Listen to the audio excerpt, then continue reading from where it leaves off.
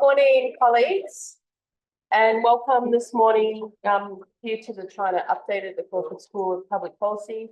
My name is Janine. I'm the Director of the Crawford School of Public Policy here at the Australian National University. And it's my pleasure to welcome you here today for what I know will be a wonderful day and a half of sessions. I'd like to start by acknowledging that we're meeting here on the lands of the Ngunnawal and Ngambri people, and that Canberra is a very special place where for millennia wisdom and knowledge has been shared. And I hope that the Crawford School contributes to that in a very important way. So distinguished guests, Your Excellency and colleagues, it really is my pleasure to welcome you to the China Update 2024, the 24th in the series. This year, the theme of the China Update is the Great Energy Transformation in China, and features 20 leading scholars on energy economics and the Chinese economy over a 1.5-day program. The China Update is hosted by the China Economy Program, established in 1997 here at the Crawford School of Public Policy. Home to resident academic experts and emerging doctoral and master's scholars, the program draws upon expertise from across the Crawford School and the ANU and links to an extensive network of the region's most influential specialists on China and the Chinese economy. It maintains a diverse set of research initiatives, and these incorporate experts and expertise in economics, public policy, and policy practice to work to identify the most important trends that are shaping China's economic development and assess their implications for Australia, China, and the region. The China Update Conference is the ANU's flagship forum for in-depth discussion and analysis of the Chinese economy and its ramifications for Australia and the region. It features important contributions from the world's leading academics, policymakers, and government representatives who discuss the latest research on the Chinese economy. And these are reflected in the coverage in depth of the China Update program again this year. The China Update Conference is accompanied by the China Update volume, published in English by the ANU Press and in Chinese by the Social Science Academic Press of China. The China Update volume has emerged over the years as Australia's premier academic publication for in-depth analysis and discussion of the Chinese economy. The volume's 18th edition, a sweeping retrospective of the past 40 years of economic reform in China, was ANU Press's second most downloaded volume of 2020, with over 210,000 downloads, the highest in the Asia Pacific category. The China Update 2023 book, China, Regaining Growth Momentum After the Pandemic, which I was very pleased to open the workshop for last year, will soon be published next month, December 2024, and will be available for free for download from the ANU Press website. On the 13th of September, the China Economy Program team had a book launch of the Chinese version of the China Update 2022 book on China's transition to a new phase of development at the National School of Development at Peking University. The book launch was well attended in person by scholars, students, and industry participants, and the recorded event was streamed online on the 17th of October, and there have so far been over 67,000 views of the event online. The China Update is a fantastic example of industry academic collaboration. BHP is the official sponsor of the China Update series, and the update brings together perspectives by academics, policymakers, business, to really understand the growth dynamics in China and its impact on China and the world. It's my pleasure to be able to welcome Professor Ross Garnaut, the chair of the keynote session, as well as distinguished guests. And I'll ask him to introduce them as we start. Thank you very much, and welcome again, Your Excellency. Thank you, Janine, Ambassador. Very good to be back. When Li Gang and some of our colleagues and I got it started 27 years ago, we thought it was a one-off, but there was such an interest in it that we kept it going. And a new generation has kept it going even better since I ceased having day-to-day responsibility for it. We meet at a time of great challenge for the international economy and for China-Australia relations as part of the international community. But it's not a bigger challenge than those that we've addressed at times in the future. To build the relationship that China and Australia has now required new ways of thinking, revolutions in thinking about cooperation between countries with different political systems and at different levels of development. We had to create a lot of new ideas or institutions. Both countries had to adopt new policies. In the very early years of reform, everything was new in economic relations with China.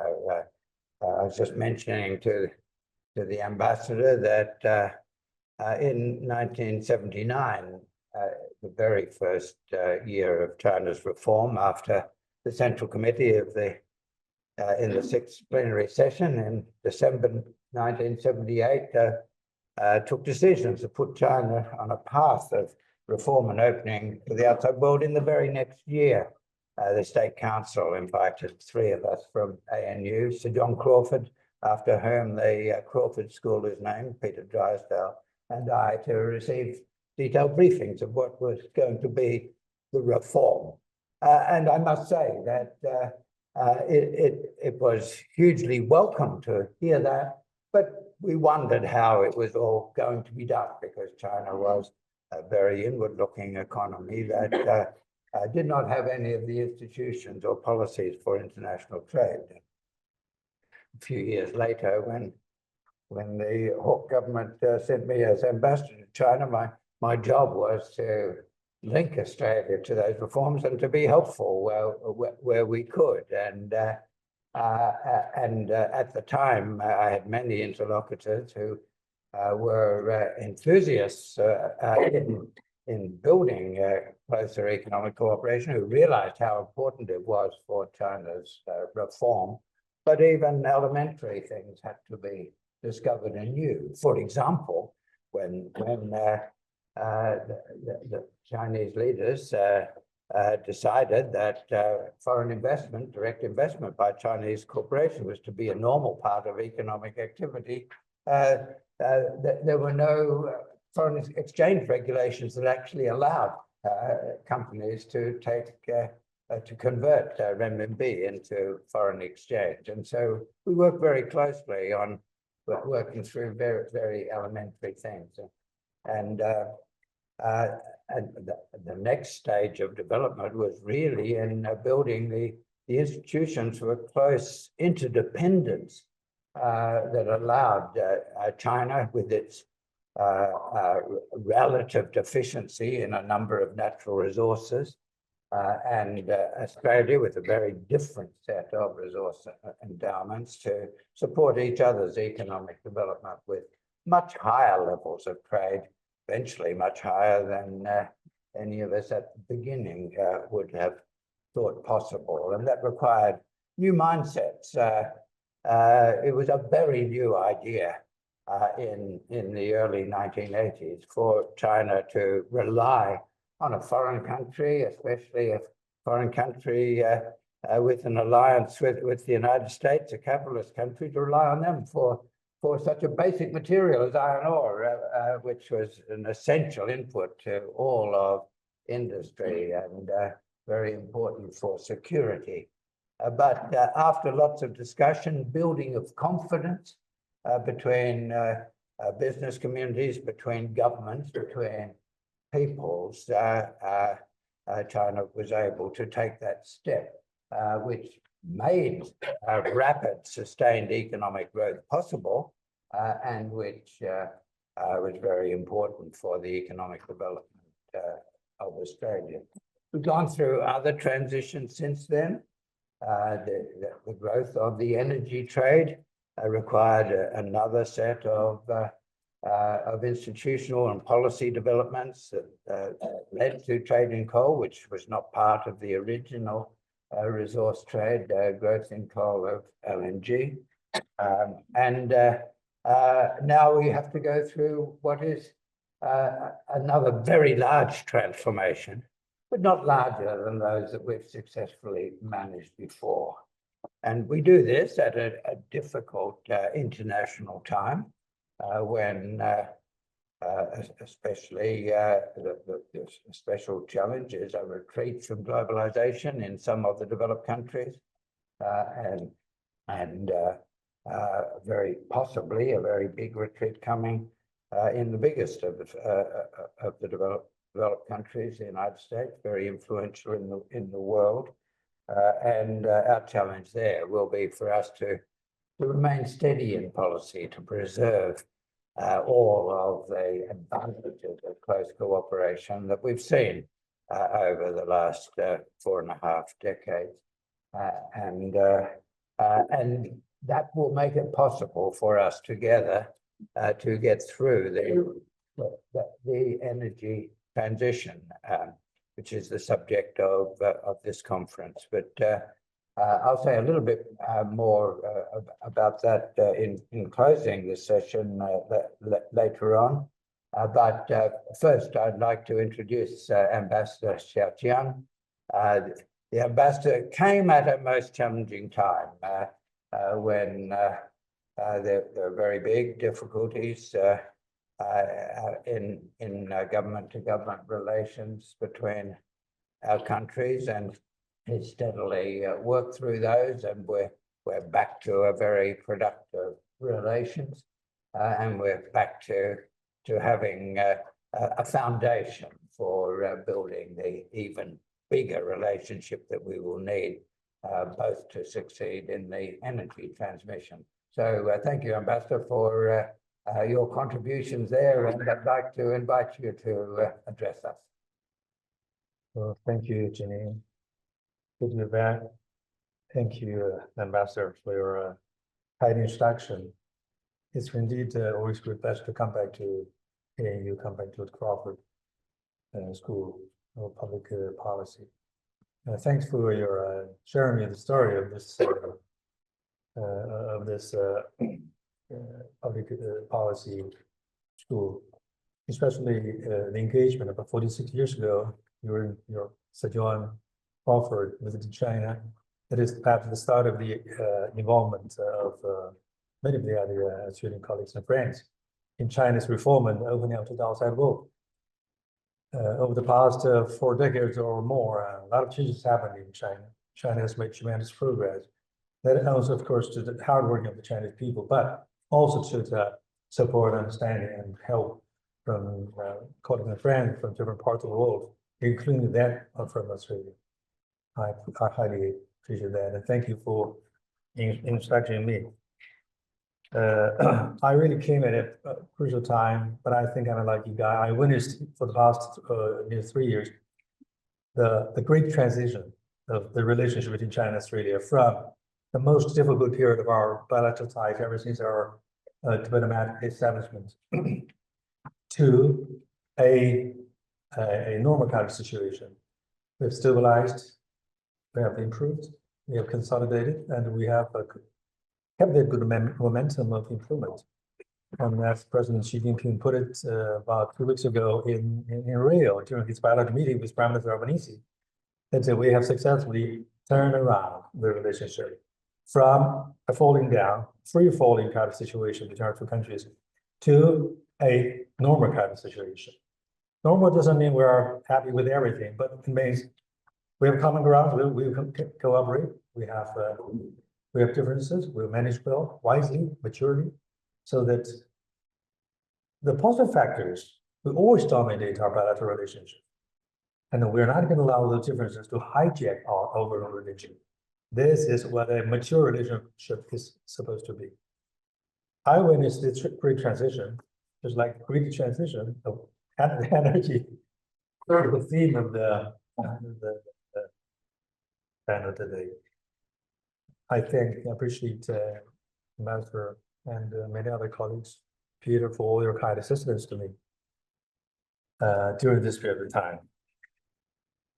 Well, again, distinguished Peter, Garnaut Professor, and Ambassador Ross, Garnaut, other distinguished guests, ladies and gentlemen, good morning to all of you. As I said, I'm delighted to be invited once again to attend the China Update 2024 annual event hosted by ANU. It is a great pleasure to discuss Chinese economy alongside with experts and scholars from around the world. The annual China Update has been held for 24 sessions, gaining widespread recognitions, and participants from think tanks and scholars in Australia, China, and other regional countries as well. It has become a prestigious forum in Australia and the Asia Pacific for exploring China's economic issues. I know for this year's conference, we have invited experts and scholars from renowned Chinese universities and enterprises from Peking, from Zhejiang, from Shanghai, from Tianjin, and also from China University of Petroleum, China National Offshore Oil Corporation. As ambassador from China, I'd like to appreciate your presence here. This year marks the 10th anniversary of President Xi Jinping's state visit to Australia and the establishment of China-Australia Comprehensive Strategic Partnership. Last week, President Xi Jinping had a bilateral meeting with Prime Minister Albanese on the sideline of the G20 summit in Rio de Janeiro, marking the third meeting between the two leaders in 2 years. I highlight the importance of the 10th anniversary because they are truly important. President Xi's state visit to Australia 10 years ago produced many achievements. One of the most important products was the announcement of a comprehensive strategic partnership. This partnership is a definition, but it's much beyond a concept. It is reflecting the consensus between these two sides on the nature of the relationship between our two countries. That means we're comprehensive. We're open to cooperate in all the possible areas. Our relationship is strategic. It's beyond bilateral. It carries regional, even global significance. Of course, by the way, it's not. This strategy doesn't mean military strategy. It's nothing to do with military or geopolitics. It defines our relationship as partnership. That means we're friends. We're not foes. We're partners. We're not rivals. So this is an important guideline for the past 10 years, guiding us to sail safely through both the good days and the difficult time. So for the past couple of weeks, I've been celebrating in various ways the 10th anniversary. Of course, in our mind, this is important in the past 5 decades. It's going to be equally important in the next decade. Well, I will share with you now with the recent relationship between our two countries. For the past year, we have further improved and developed our relationship, reflected in basically 3 key areas. First, high-level visits and dialogues have become increasingly active. Premier Li Qian paid an official visit to Australia and co-chaired the 9th China-Australia Annual Leaders Meeting with Prime Minister Albanese. Our prime ministers, foreign ministers have also met at multilateral occasions, such as East Asia Summit and the EU General Assembly. Australian government leaders and parliamentary leaders, including Treasurer Jim Chalmers and Senator the Honourable Shu Ling Heng, the President of the Australian Senate, have visited China.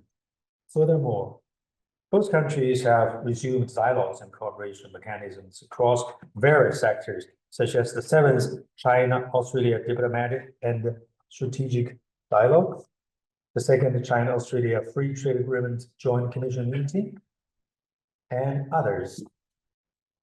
In areas like climate change, science, and defense even.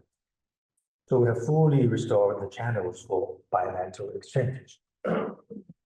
Second, practical cooperation in various fields continue to advance.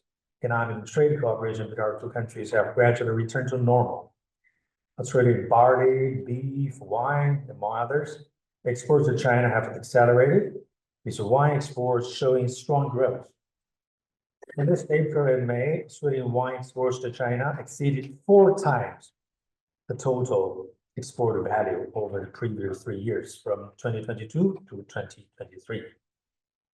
According to the recent report by the Australian-China Business Council, ACBC, trade with China increases the average disposable income of Australian households by 2,600 Australian dollars, accounting for 4.6% of average household disposable income, and supports nearly 600,000 Australian jobs, representing 4.2% of total employment.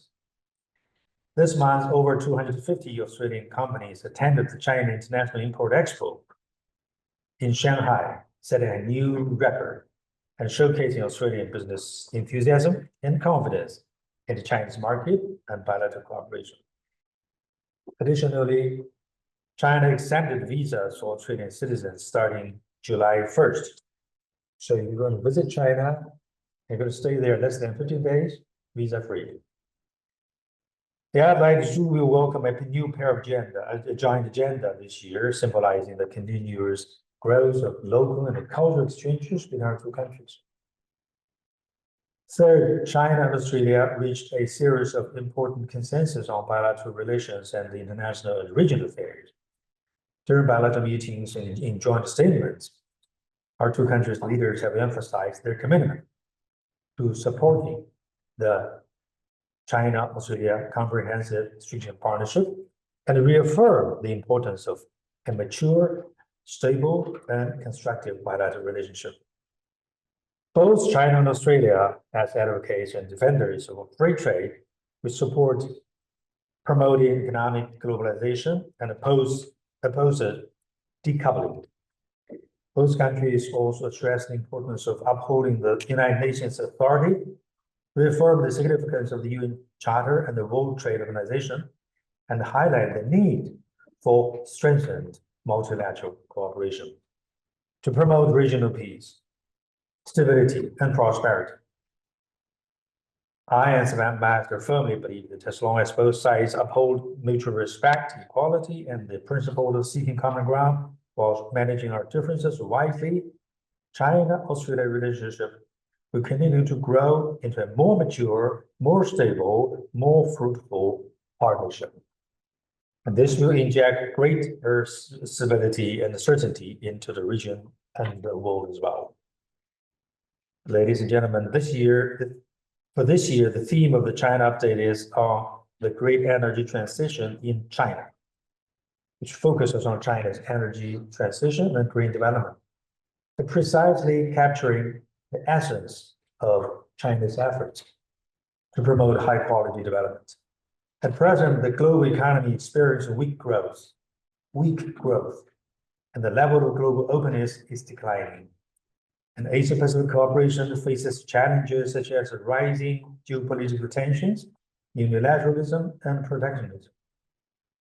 As the world's second largest economy, China's economic policies and development prospects are receiving widespread attention. I would like to share with you the following of my 3 observations. First, China has to continue to deepen comprehensive reforms and to inject strong momentum into the global economy. In July, the 20th Central Committee of the Communist Party of China convened its 3rd plenary session.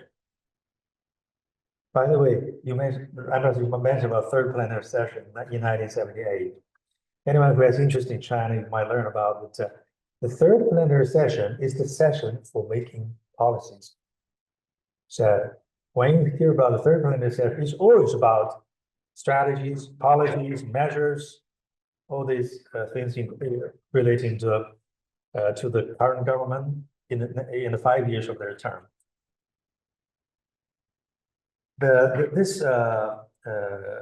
Where is it? This in the 3rd plenary session adopted over 300 major reform initiatives to be implemented over the next 5 years for the term of this current government. In September, the Political Bureau of China's CPC Central Committee announced a package of incremental economic policies. China's economy has maintained overall stability with steady growth in key areas.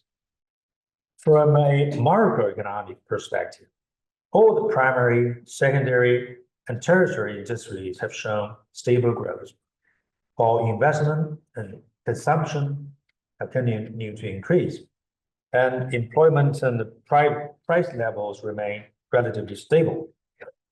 In terms of foreign trade, the freight transportation services index of ports increased by 16.4% year-on-year, signaling a recovery in port logistics activity.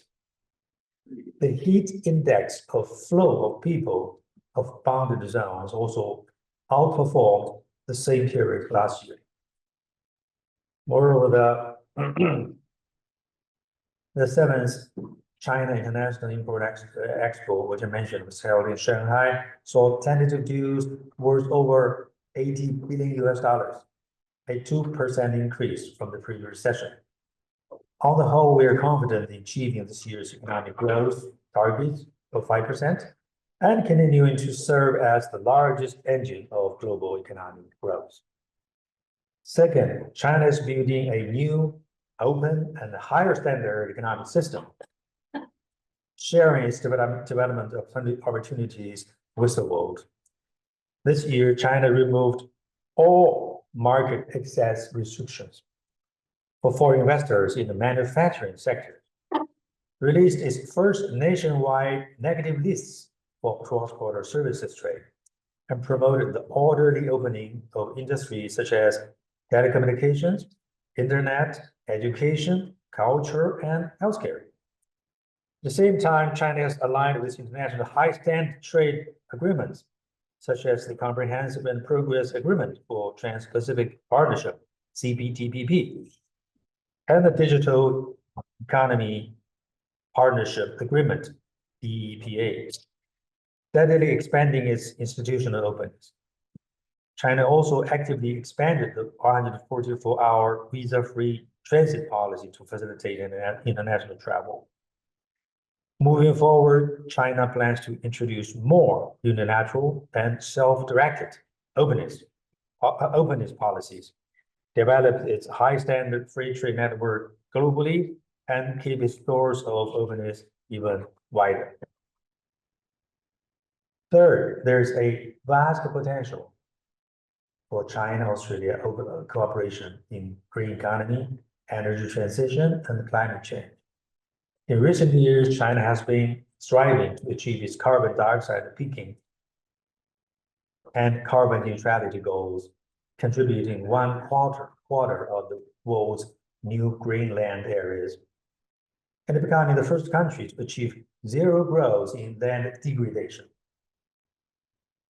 It is a global leader in energy intensity reduction and has vigorously promoted the new energy industry. In 2023, China exports of new three products: electric vehicles, lithium batteries, and photovoltaic products reached 1.06 trillion Chinese yuan.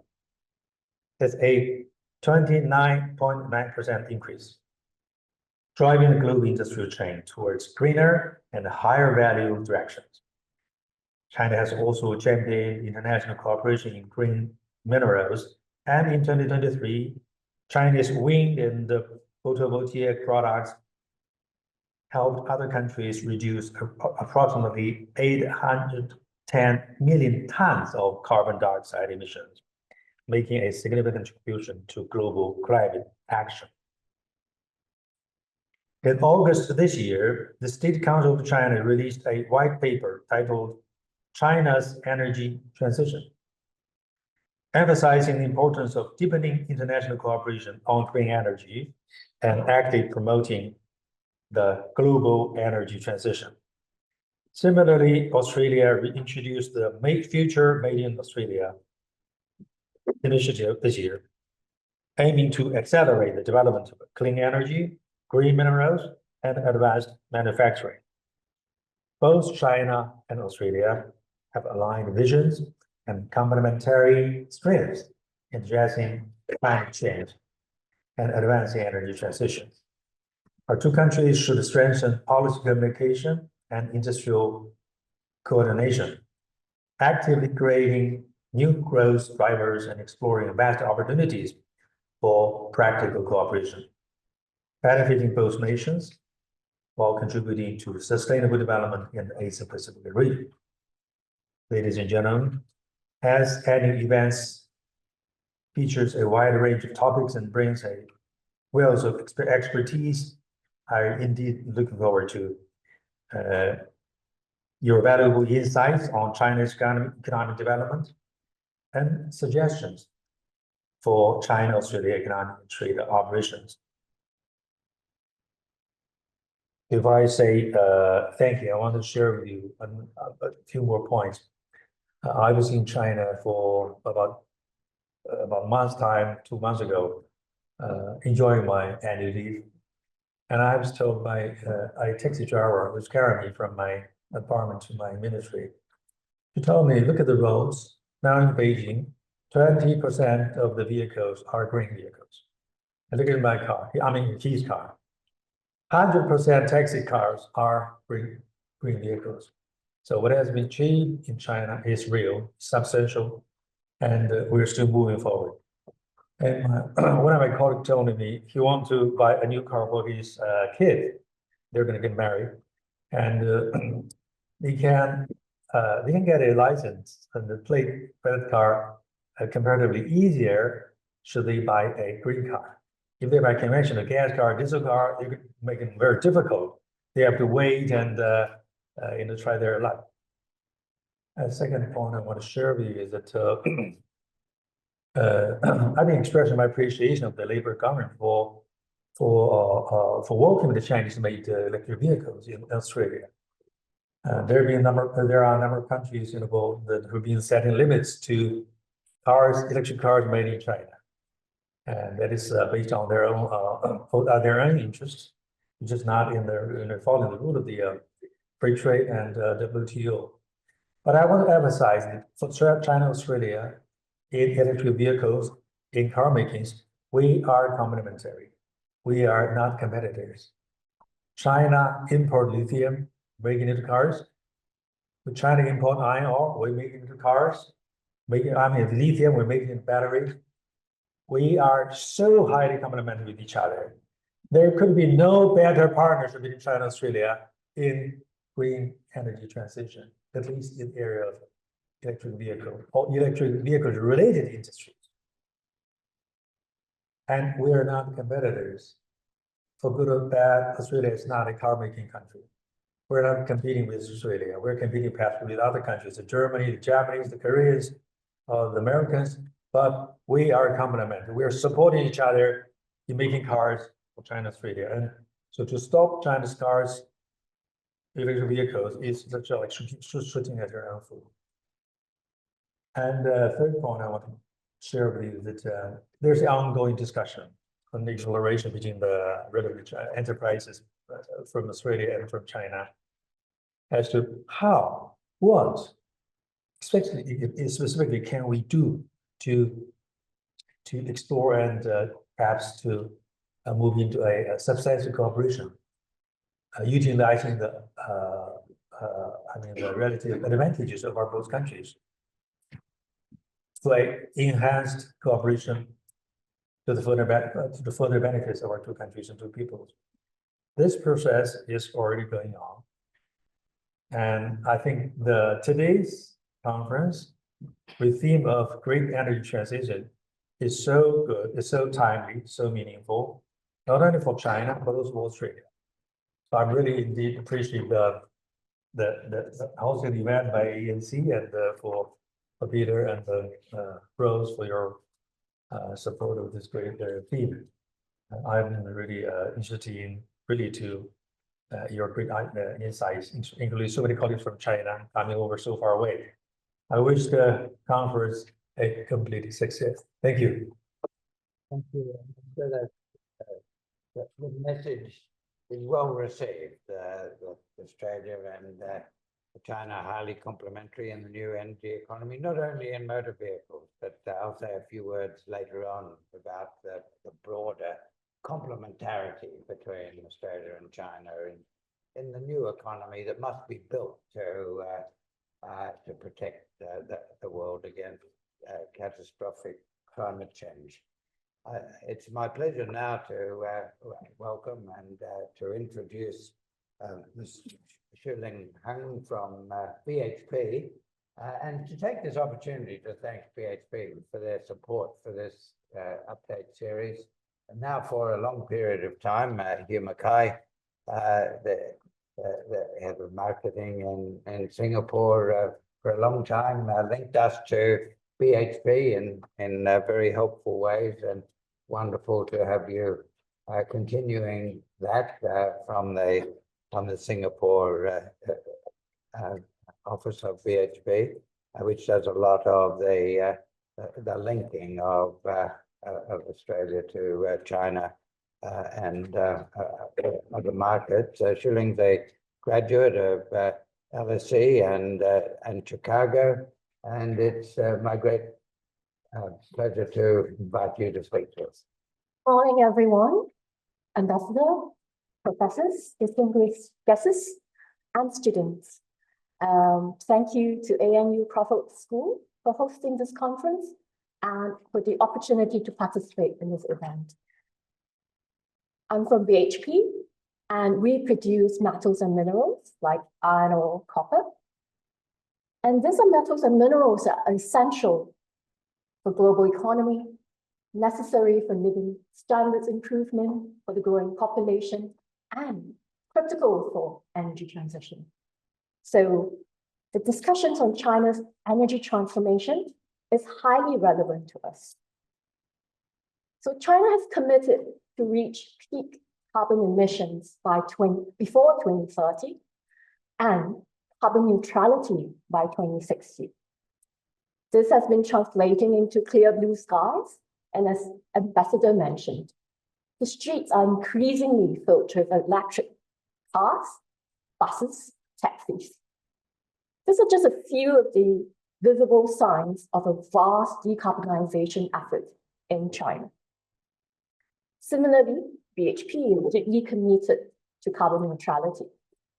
We target to reduce our operational emissions by 30% by 2030, and the long-term goal is to reach net zero operational emissions by 2050.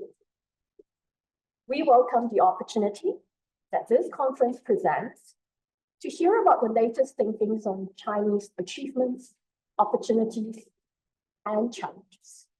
We're here to listen and to learn. China is very important in the transition to a global clean energy future. And China has been showing leadership on numerous fronts. In 2023 alone, China's investments in new energy sectors was up 24% year-on-year, reaching $676 billion US. The sector is now among top economic growth drivers in the country. Navigating our pathway to a successful energy transition may be the defining challenge of our times. To do this well, developing transition strategies must be first innovative, collaborative, and regionally specific. I'll look at each of these in turn. So first, innovation. In the pursuit of lower emissions while raising the living standards of a growing population, it is only possible if we can harness technology and innovation. As Ambassador mentioned, China's economic pivot to the new three of solar panels, electric vehicles, and lithium-ion batteries is a mark of how technology is essential to green development. But it is also representing the economic opportunities in this transition. All this development showcases China's innovation capability and technical progress in the new energy sector. But most importantly, underscore China's deep commitment to the energy transformation and achieving sustainable development. However, the significant amount of conventional power generation still presents great economic and technical challenges. This will require extensive technical upgrades, equipment replacement, and infrastructure development. All this requires substantial investments and longer-term planning. Domestically produced coal won't be replaced by domestically produced renewable in the power sector. However, the unpredictable and intermittent nature of renewable energy still pose challenges. Wind and solar are influenced by weather patterns and seasonal variations. So we still need technological innovation and smart grid solutions to ensure stable and reliable power supply. All these considerations require China to intensify efforts in technological innovation. Industrial restructuring is essential and to transform the energy consumption model. At BHP, we also invest heavily in technology and innovation. The more efficient we are, the better we are to meet the world's needs and resources. Given growing societal expectations and our own values, we need to process and extract all these resources using less energy and less water. We do this through increasing use of renewable power and desalination so that we reduce our use of groundwater. One of the ways that we are harnessing technology is through artificial intelligence. For example, AI is helping us in our processing plant in our Chilean copper mine and has helped us save gigaliters of water and hundreds of giga-hours of energy.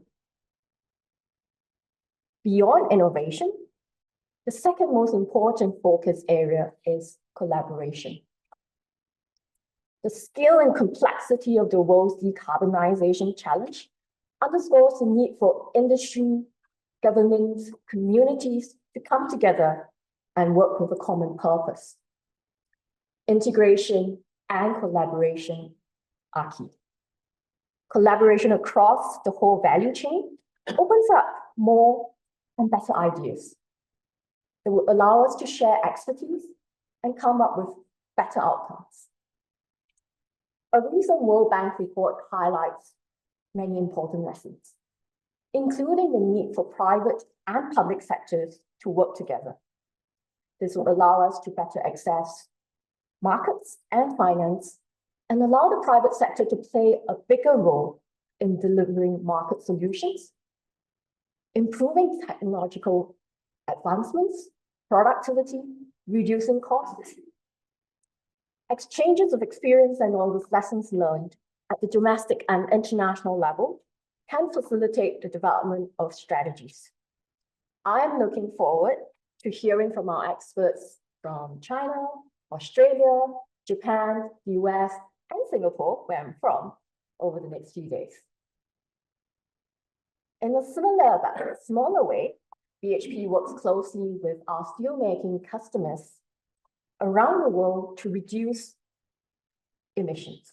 We're looking at emission reduction technology for steelmaking. In copper, which is one of our main business and a resource that's critical for energy transition, we are working with Chinese copper smelters to look at how we can have more sustainable supply chains. This kind of collaboration efforts help to ensure that we can collectively meet the decarbonization challenge. And finally, I note the importance of regional specific plans. Nations around the world are working towards achieving net zero on different timelines. That is to be expected because we start on different starting points and we have different domestic, economic, and political considerations. we cannot expect the transition to happen at the same pace in different countries. There are many different pathways to domestic decarbonization, and no two economies are the same. China is charting its own specific path. For BHP, demand for metals and minerals required to meet a growing, wealthier population and to support decarbonization means more need for materials, even if with observing a higher degree of recycling. In the decades ahead, the world will need a lot more resources than is required in the past decades. We will need to deliver them more sustainably, more efficiently. Companies that have the financial, technical, and operational capabilities to meet this increased demand will be the future winners. To conclude, the path to carbon neutrality or net zero requires plans that are innovative, collaborative, and regionally specific. Getting it right will be essential to making the world a better place. Getting it right can also unlock a lot of economical opportunities. We have seen new industry, new approaches, and China has strongly demonstrated the potential in recent years. China's willingness to open up to the world and the world's willingness to work with China will be critical in achieving this future. The relationships that we forge at forums like today will underpin our success. I look forward to continued growth in China as its plans for high quality development and the energy transformation unfolds. Thank you.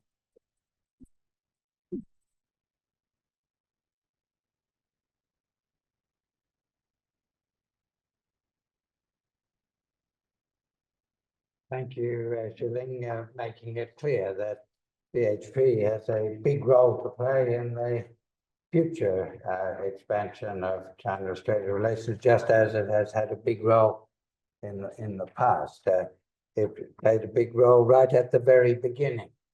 Back in early 1984, I was working as Prime Minister Bob Hawke's economic advisor, and we had a visit from the General Secretary of the Chinese Communist Party, Hu Yaobang, and our Prime Minister and the General Secretary met in Perth, and then together visited the Pilbara and looked over some of the iron ore country, and then flew across the country from Mount Chana, which was developed as a Rio Tinto joint venture, to Whyalla, which was a BHP steel mill. And I've got a very acute memory of the visit, because the General Secretary and the Prime Minister were to meet and speak in a public place. But when we first arrived, there was no one there. But a second later, the siren sounded for halftime in the football, and the whole town came rushing out of the football oval for the meeting. And it was timed so that the meeting would take place at halftime. The General Secretary and the Prime Minister speak, and got very big applause. The siren went, and the whole town ran back into the football ground. But that was early 1985.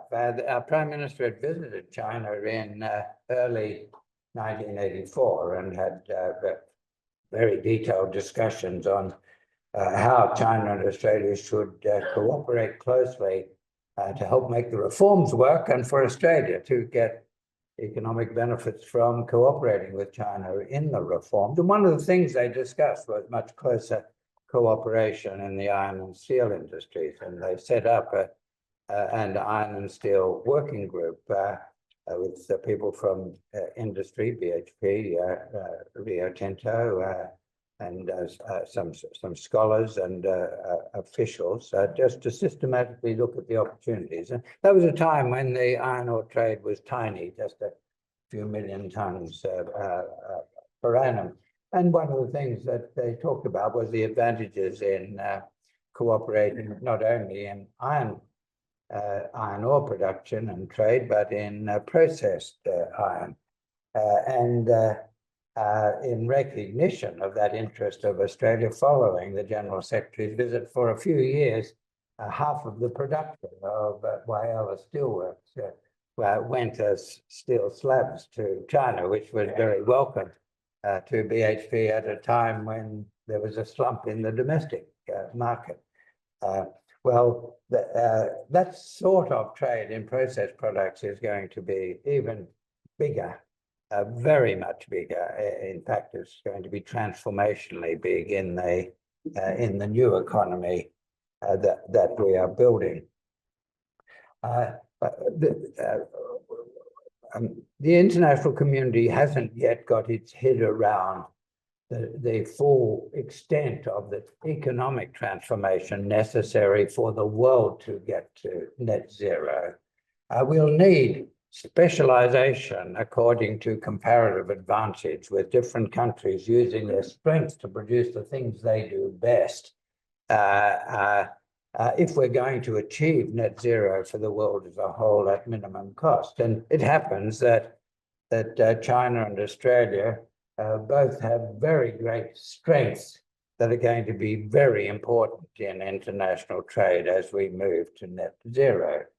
China is, we all know, overwhelmingly the main source of most of the capital goods that are necessary for the transition, most of the solar panels, the wind turbines, the hydrogen electrolyzers, the electricity transformers that are essential to connect power generation to the grid, to electric vehicles, as emphasized by the ambassador, and by the rest of the world. Accepting trade on the basis of comparative advantage can greatly reduce the cost of the transformation in other countries in the whole world.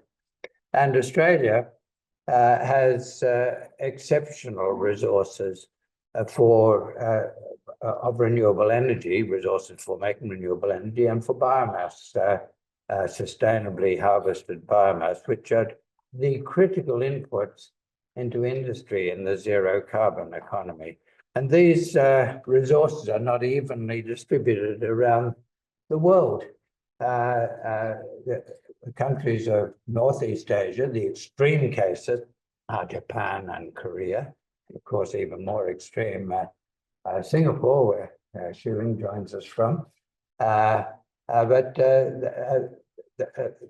These economies with very limited opportunities to produce renewable energy compared with the economic size of the countries are going to have to rely overwhelmingly on imports of zero carbon energy and goods embedding zero carbon energy.